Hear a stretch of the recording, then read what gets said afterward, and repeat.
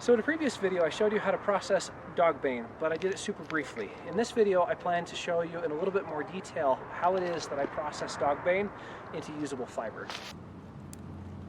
So we've got the stalks all through here.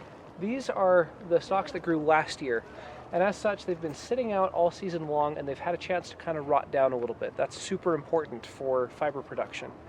When you do it on purpose, it's called retting. So these are naturally retted stalks. One thing I found that's a little bit annoying is that if I try to pull the plant, they tend to come up by the roots. And since they're a perennial, I want them to grow back next year. So I'm not going to do that. I'm going to do this instead. So after a few minutes of gathering with my trusty clippers, I have a couple of bundles of Dogbane stalks. Okay, so you notice that there are these different colors of the stalks. That's because some of these have rotted more than others. Now, the retting process, retting is a Dutch word, basically just means to rot.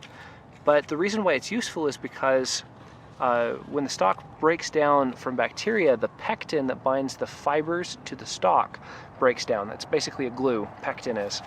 So you have this brown one here, which is the least retted, ranging all the way to the darker ones with the spots, like this one here and this one here, where the fibers are already coming loose. You can even see them on the surface of the plant. So what I'm going to do is I'm going to show you the technique that I use to get these processed, and I will add some more fiber to this bundle, and then I'm going to have some more fiber. This is fiber that I have already processed using the method I'm about to show you. In various bundles and batches. Some of it I've taken the time to try to process a little more thoroughly, and you can see it's a little more fuzzy. That I'm going to do a little bit later. I'm also going to try an experiment that I'll show you.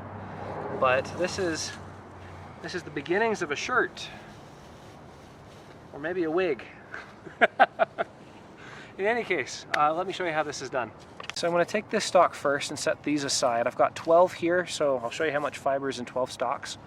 Now, what you do is you just pinch, and that splits the stem. When it splits very neatly into 4 sections. So there's 2 cracks, one going this way and one going this way. I'm going to spread this crack all the way down and all the way up the stalk, just by pinching. And then I'm going to grab here in the middle and pull it apart. You can see some of the fibers coming loose already. And I'm going to split it into 2 halves and set one of them aside. The other one that I have is right here. So this half is what I'm going to work with. I'm going to come to the end like this, and I'm going to take about 3 inches from the bottom.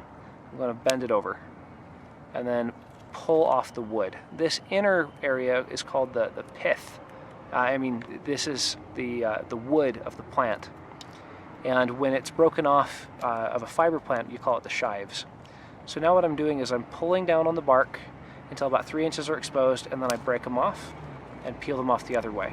So what I do next is I pull down on that bark and let it slide forward, and then I break off this bit and peel it off. And you can do that quite quickly. Just removing all those shives until all you're left with is a ribbon of the bark.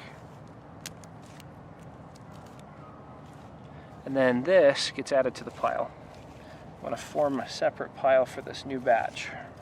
Okay? And then you pick up the other stalk, the other half of the stalk, and do the same thing again. Break off, peel forward, break off, peel forward, break off, peel forward.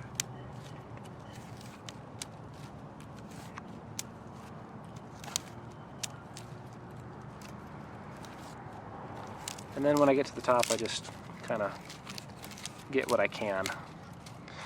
What's interesting to me about this is that there seem to be fibers of different lengths.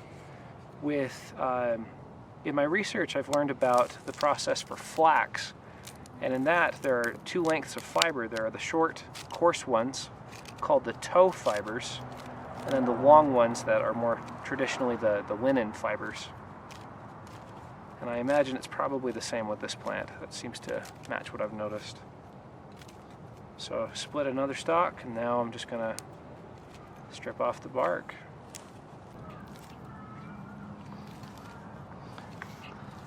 This technique works really well on milkweed as well. That's the other plant that I've experimented on. And with common milkweed, it is a similar bast fiber plant. Bast fiber meaning that it has these long fibers like celery growing down the bark. And this same technique works identically well. I hear that it works also on stinging nettle, but I've never had the good fortune of finding some stinging nettle, so I've never had an opportunity to try it. But one of these days, I will find a stinging nettle patch and give it a go.